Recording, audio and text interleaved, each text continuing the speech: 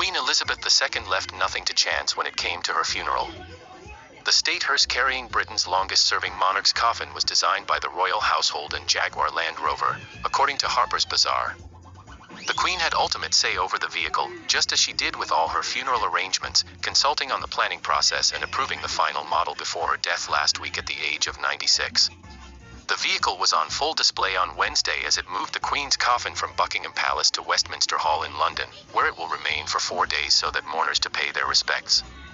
The customized hearse is a Jaguar and is finished in royal claret, just like all the state vehicles kept at the palace's royal mews that are used by the royal family on official duties.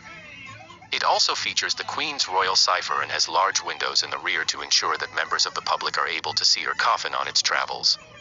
Queen Elizabeth II's hearse in London on Wednesday night.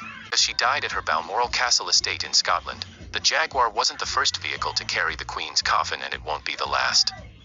It was initially carried by a Mercedes-Benz limousine provided by local funeral director William Purves.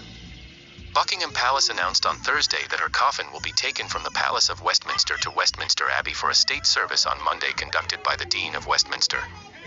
The coffin will then be taken to St. George's Chapel at Windsor for a more private service attended solely by the royal family, after which the Queen will be laid to rest in the King George VI Memorial Chapel alongside her late husband, Prince Philip. Like Queen Elizabeth, Prince Philip also helped design the vehicle that would go on to carry his coffin. The Queen's husband went for something decidedly less conventional, though.